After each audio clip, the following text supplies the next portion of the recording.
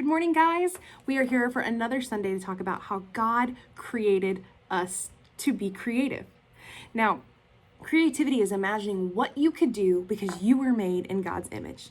So today we are going to hear a story in the book of Esther about a person named Esther, and we're going to see how God created her for a purpose. The Bible.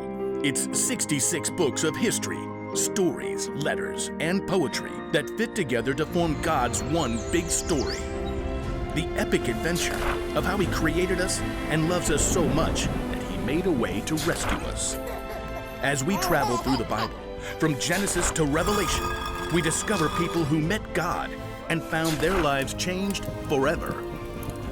Now, for an amazing story. Inspired by the book of Esther. Esther was the queen of Persia. Wait, what? Queen? Esther didn't become queen in the usual way.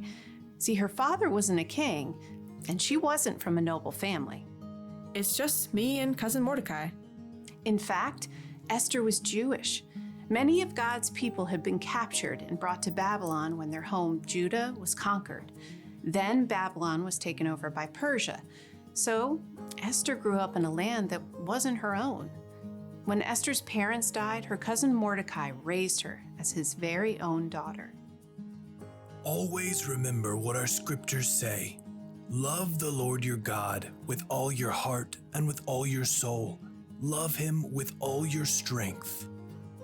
One day, a new king named Xerxes came to power in Persia.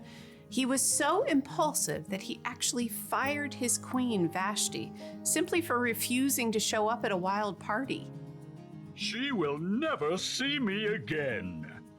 When Xerxes had finally calmed down, he had realized he now had no queen. I have no queen.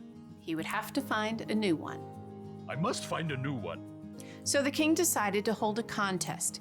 He ordered his officials to gather the most beautiful young women in the land and put them through an entire year of beauty treatments.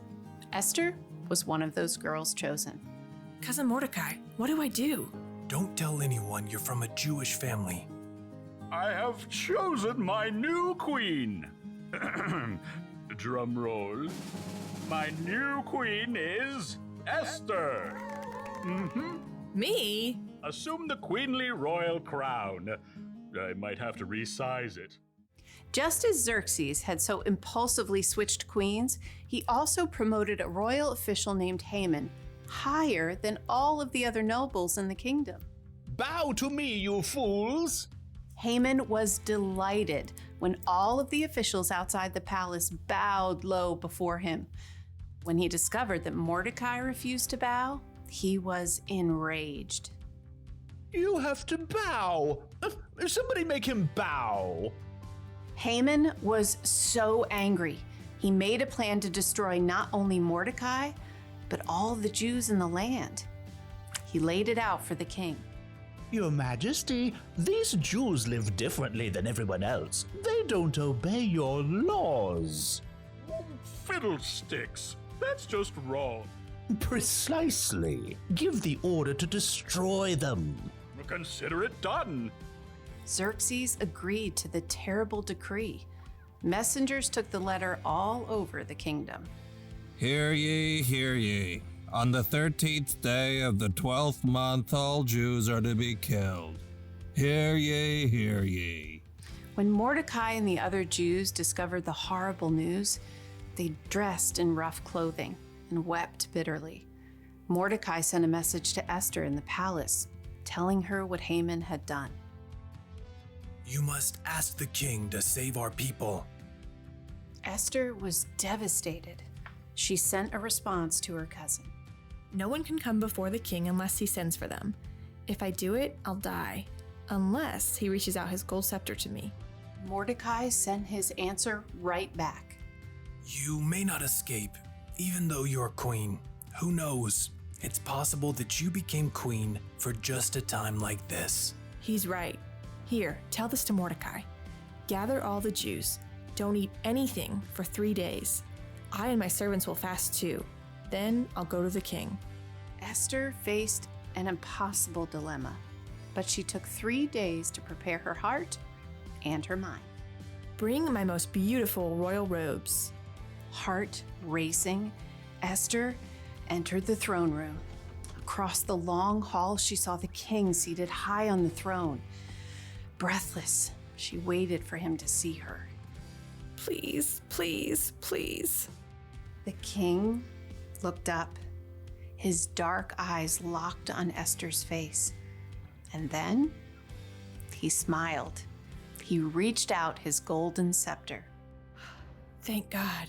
What is it, Queen Esther? I'll give you anything, up to half my kingdom. Esther could have made her request right away, but she knew she would have a better chance if she made the king curious. King Xerxes, if it pleases you, come to a feast I've prepared today. Oh, and bring Haman. Consider it done. Esther created an elaborate feast for the king and his number 2 official. Look at me, you peasants, invited to the queen's banquet. At the meal, King Xerxes once again tried to discover what Esther wanted. I'll give you anything, up to half my kingdom. Once again, Esther held her ground and waited for the perfect moment. I'd like you and Haman to come to another feast tomorrow. Then I'll answer your question. The king agreed, and Haman spent the whole evening bragging to all of his friends.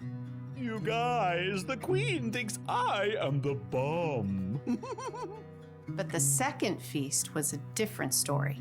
As before, Esther prepared an incredible meal. Both Haman and the king were quick to dig in. What do you want me to do for you? I'll give you up to half my kingdom. Esther took a deep breath. Something told her this was the right moment. Your Majesty, let me live. Please spare my people. We have been sold to be destroyed. Haman paled and choked on his fillet, but the king's face flushed red with rage. Who is the man who has dared to do such a thing? Esther turned her gaze on Haman. Haman is the one. In a panic, Haman threw himself at the queen. Totally didn't mean it. Please, please, please let me live. You dare attack the queen? Take him away. That very night, Haman was killed, and the king created a new order that would allow the Jews to be saved. We will celebrate this day with great joy. God had given Esther a surprising position in a foreign nation, and when the time was right, she would use all she had been given to save her people.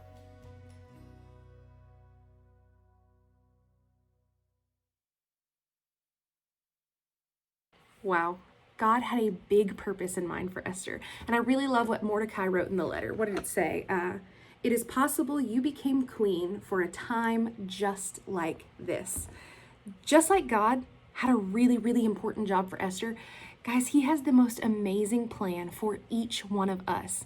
He sent us here for a purpose, just like he sent his son Jesus to save the world. And because Jesus came to be our savior, we can have a relationship with God forever. And that is incredible. So God created you for a purpose. Say that with me. God created you for a purpose. If anyone's sitting next to you, go ahead and look at them and say, God created you for a purpose. Now you might wonder exactly what your purpose is.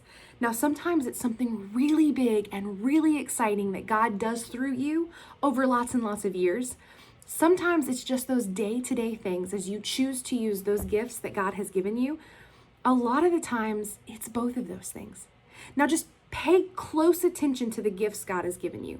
Maybe when you get a chance, you should use them. Do it. Don't hesitate. You can also think about the things that make you really, really excited or the things that make you really, really sad. Because maybe you have the skills and the creative brain to solve a problem in our world that the people around you haven't yet done. There are so many ways that you can live through God's purpose for your life.